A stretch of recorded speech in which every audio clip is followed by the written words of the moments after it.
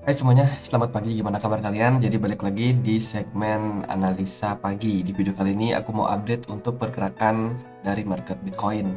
Tapi sebelumnya kita masuk dulu ke beberapa news ya untuk besok. Karena untuk hari ini itu nggak ada. Jadi nggak ada event yang bakalan cukup signifikan berpengaruh terhadap market. Tapi kalau besok itu akan ada produksi industri Cina.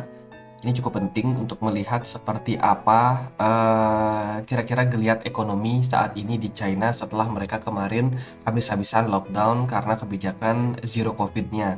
Dan sekarang berangsur-angsur pemulihan di ekonomi China. Dan ini akan berpengaruh terhadap pergerakan yuan terhadap US dollar. Dan tentunya mungkin akan mendapat implikasi untuk Bitcoin-nya. Terus juga akan ada indeks rata-rata pendapatan plus bonus ya untuk Inggris dan juga perubahan jumlah pengklaim asuransi yang nganggur nih di Inggris. Ini juga penting untuk kita melihat seperti apa ketenaga kerjaan di sana.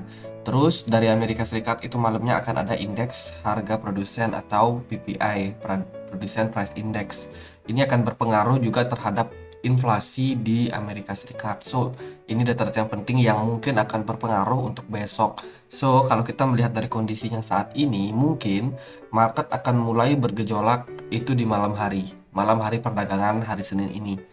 Jadi kalau kita lihat dari data-datanya memang kelihatan mungkin market akan dibawa ke mekanisme market sendiri ya. Jadi tidak akan terlalu ada news yang sangat-sangat berpengaruh. Sementara itu kita masih berkutat dalam news kemarin tentang FTX yang sekarang sudah benar-benar uh, hilang dari peredaran, dari exchange-nya sendiri nggak bisa diakses, dan CEO-nya juga pergi.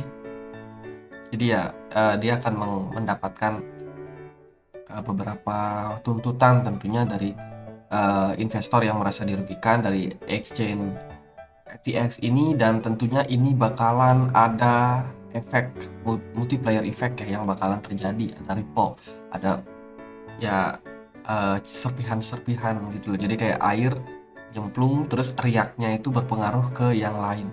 So nanti kita akan menemukan beberapa project-project yang kena dampak daripada news FTX ini. Jadi siap-siap teman-teman yang punya exchange, yang invest di banyak exchange yang aneh-aneh. Mungkin dia ada invest di FTX, salah satunya kemarin sudah crypto.com udah kena.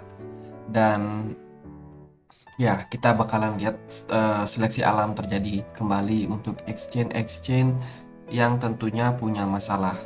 Terus juga salah satu aset kripto yang kena dampak signifikan yaitu Solana.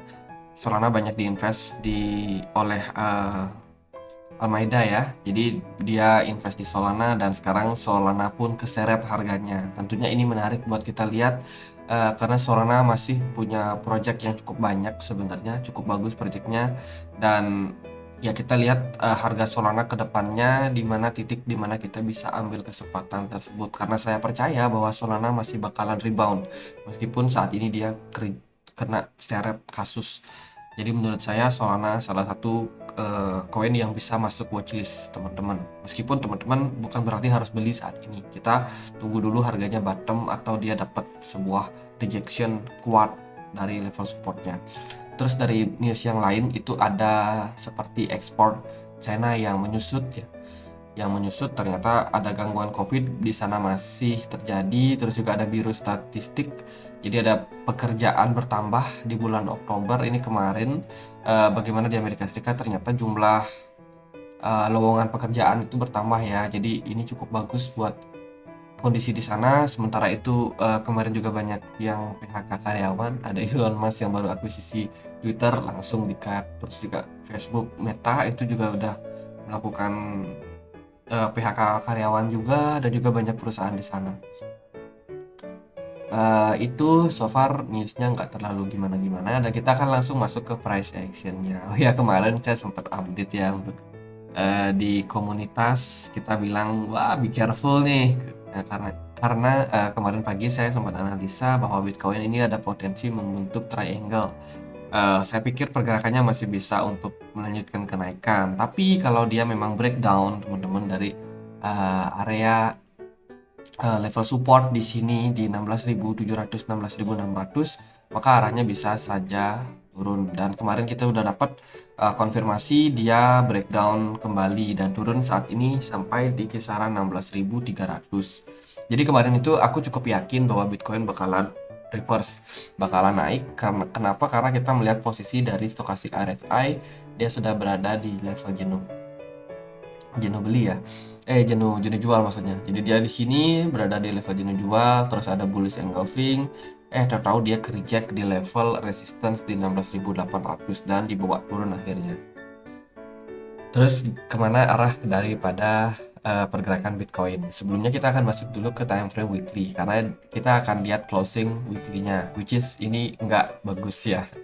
Jadi dari closing time frame weekly menurut saya ini nggak bakalan bagus ketika Bitcoin hanya bisa bertahan di kisaran 16.300 atau di 16.400 mungkin. Ini merupakan sebuah indikasi juga bahwa penurunan yang lebih dalam ini sangat potensial terjadi pada Bitcoin. Teman-teman bisa lihat di sini dari indikator stokastik RSI di sini masih berada dalam jenuh beli ya, ataupun jenuh jual ya. Jadi kita lagi berada di level jenuh belinya, dan saat ini kita mungkin akan melihat kondisi di mana stokastiknya melandai turun dan pergerakan dari Bitcoin mungkin berpeluang masih turun ke level supportnya. Di sini aku dapat level supportnya di kisaran 13.800. So kalau at the end mungkin dia turun, teman-teman boleh untuk ambil kesempatan buat serok lagi. Buat teman-teman yang udah serok di harga 16 ribuan, ya bisa teman-teman sabar-sabar dulu lah, karena kita masih mungkin melihat potensial Bitcoin masih bisa untuk turun teman-teman. Di sini juga kalau kita lihat sih dia masih berpeluang buat mengalami tren penurunan ya untuk Bitcoin, dan menurut saya level 14.000 atau 13.800 cukup realistis buat dicapai. Jadi intinya untuk closing time frame weekly untuk saat ini sepertinya bakalan kurang positif. Jadi artinya adalah di minggu depan mungkin masih berpeluang buat Bitcoin mengalami koreksi. Sementara itu dari indeks dolar juga dia kelihatan drop ya kemarin cukup signifikan, dan saat ini kita mungkin bisa melihat sebuah rebound terjadi pada indeks dolar. Mungkin dia bakalan testing dulu level 109-nya, kemudian dia breakdown lagi atau dia malah semakin tinggi untuk naik. Jadi ya sudah berada di level jenuh jual, waktunya buat reverse mungkin ya untuk indeks dolarnya. Sementara itu kalau kita lihat sih dari daily time frame, ya 3 candle merah bukan hal yang cukup bagus, tapi kemarin kita harus akui juga volume perdagangan nggak terlalu signifikan. Artinya adalah kemarin itu ya benar-benar dikembalikan ke mekanisme market. Mungkin juga market maker lagi pada liburan ya kemarin, sehingga nggak ngerakin harga, jadi harganya dibiarin begitu aja dibawa turun. Kalau dari time frame 4 jam so far sih ini masih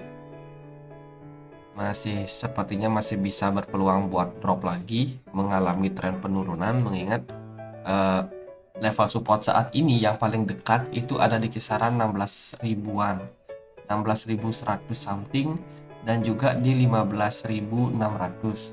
Jadi kalau kita melihat posisi-posisi seperti ini, mungkin saja untuk Bitcoin masih berpeluang lagi untuk kembali tren turunnya,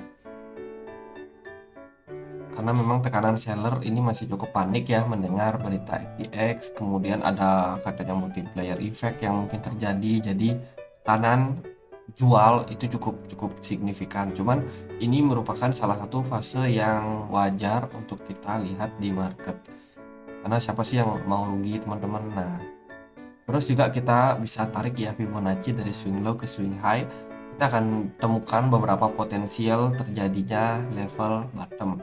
Salah satunya seperti tadi kita bilang di 13.800 dan di 14.170 ini juga ada Fibonacci 161. So ini cukup penting buat kita lihat berpotensi menjadi level bottomnya. Jadi buat teman-teman yang masih punya cash, nanti kalau Bitcoinnya turun itu peluang kalian kembali ya. Kalian bisa pertimbangkan nih untuk ambil barang lagi kalau misalkan kalian yakin bahwa ada potensial Bitcoin mencapai titik bottomnya. Karena so far kalau kita cek itu Bitcoin dari wave ya yang kita sudah pernah bahas sebelumnya, ya Bitcoin bergerak running wave 5. Cuma kita belum tahu wave 5-nya di mana. Dugaan saya kalau nggak di 13.800 ya bisa saja turun sampai ke 12.000 something, atau mungkin hanya di 14.000 atau di 15.000. Jadi semua ini masih kecenderungannya dugaan. Kita belum tahu sebelum memang benar-benar kejadian hal tersebut. Cuma kalau kita lihat kemarin kan kita sempet ya yang namanya membentuk ini nih. Bentar ya. Nah, ini kemarin Bitcoin kan sempat membentuk yang namanya descending triangle. Jadi kemarin gini kalau nggak salah polanya. Nah, descending triangle itu kan harusnya dia breakdown nih. Kemarin kita kan flip. Jadi di flip terus dia fake out. Jadi ini di ke 21.600, 21.500 ini dia hanya trap teman-teman, bull trap bisa dibilang. Jadi dia akan berpeluang untuk kembali melanjutkan penurunan. Dari sisi normalnya Bitcoin itu bisa turun sampai ke sini. Jadi bisa aja turun sampai ke 12.600. Tapi di sisi lain di 13.500 ini juga ada level support ya yang cukup kuat. Kita bisa lihat dari Fibonacci yang sudah kita tarik tadi, dan selain itu kita juga ada level support yang terbentuk dari higher di sini, di swing high di sini ya, di sini sorry, ini ada kisaran 13.000 something. So kalau Bitcoin bisa turun sampai ke 13.000, ini bakalan udah sangat-sangat banyak banyak buyers yang bakalan nunggu di level tersebut. Jadi kalau Bitcoinnya mungkin berpeluang buat melanjutkan tren turun sampai jelek-jeleknya ke 12.000, itu udah nggak ada alasan buat nggak ambil barang kalau menurut saya ya. Jadi saya pun juga masih simpan beberapa cash, dan tentunya saya akan ambil ketika peluangnya Bitcoin turun sampai ke 14.000. Saya akan mulai cicil lagi, terus ke 13.000 saya juga cicil, dan di 12.700 ini saya juga bakalan ambil kesempatan tersebut. Jadi udah no reason teman-teman, menurut saya ini peluang yang cukup bagus. Jadi apapun yang terjadi jangan terlalu panik. Ini kita sudah mau di wave terakhir, di wave 5. Oke, sekian aja. Semoga bisa bermanfaat buat teman-teman. Mungkin ada yang panik, ada yang udah serok, kok turun barangnya. Ya nggak apa-apa, hold aja dulu. Kalau ada dana lagi, mungkin kita bisa proyeksikan buat ambil barang lagi. Tapi kalau yang enggak, yang udah sangkut, ya udah biarin aja. Nanti juga kalau dia rebound, teman-teman juga nggak akan punya kesempatan buat ambil barang di harga-harga murah seperti 16.000, 14.000, karena kalau sekali dia mantul reverse, dia tuh berpeluang langsung ke 19.000, ke 20 ribuan. Ya gitu aja, semoga bisa bermanfaat buat teman-teman. Kalau kalian punya pertanyaan lain, koin lain untuk dianalisa, boleh langsung tulis di kolom komentar, dan kita juga punya komunitas diskusi di Telegram. Teman-teman boleh join, linknya temukan di kolom deskripsi. Oke, sekian aja akhir kata saya, Andre, makasih.